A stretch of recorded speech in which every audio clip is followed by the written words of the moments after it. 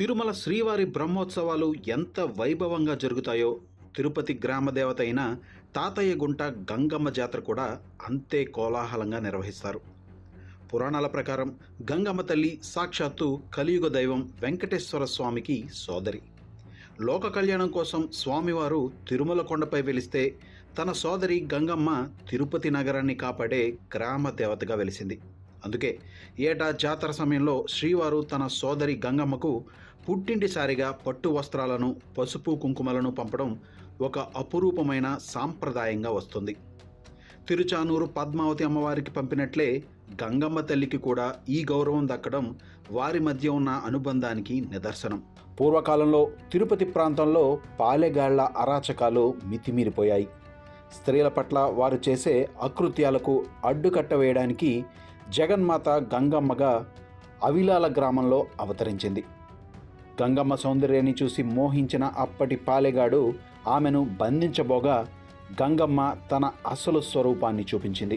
అప్పటి వరకు సామాన్య యువతిగా ఉన్న గంగమ్మ విశ్వరూపం దాల్చి భీకరంగా గర్జించింది. ఆ భయంకర రూపాన్ని చూసి వెన్నులో వణుకు పుట్టిన పాలెగాడు అడవుల్లోకి పారిపోయి అజ్ఞాతంలోకి వెళ్ళిపోయాడు. వాడిని బయటకు రప్పించేందుకు గంగమ్మ 7 రోజుల పాటు విభిన్నమైన వేషాలు ధరించింది. బైరాగి, బండ, తోటి, మాతంగి వంటి వేషధారణలతో జనం మధ్య తిరుగుతూ వాడిని రెచ్చగొట్టేలా బూతులు తిట్టించుకుంటూ వీధుల్లో సంచరించింది. జాతరలో అమ్మవారిని బూతులు తిట్టే ఆచారం వెనుక ఉద్దేశం ఏంటంటే, తన శత్రువును ఎవరో తిడుతున్నారని విని ఆనందంతో పాలెగాడు బయటకు వస్తాడని గంగమ్మ వేసిన ఎత్తుగడ ఇది. నేటికి జాతరలో భక్తులు వేసే ఈ విచిత్ర వేషధారణలు ఆనాటి చారిత్రక ఘట్టాలకు చిహ్నాలు. ఈ ఆలయానికి తాతయ్య గుంట గంగమ్మ అనే పేరు రావడానికి ఒక ప్రత్యేకమైన కారణం ఉంది. 16వ శతాబ్దంలో తిరుమల తాతాచార్యులు అనే గొప్ప భక్తుడు ఈ ప్రాంతంలో ఒక గుంట తవ్వించి దాని పక్కనే అమ్మవారి విగ్రహాన్ని ప్రతిష్ఠించారు.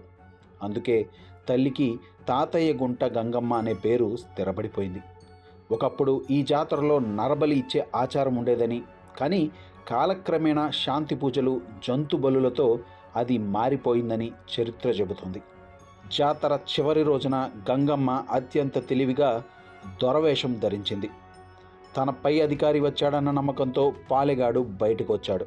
అంతే, క్షణం కూడా ఆలస్యం చేయకుండా గంగమ్మ తన శూలంతో వాడి తల నరికి అరాచక పాలనకు అంతం పలికింది.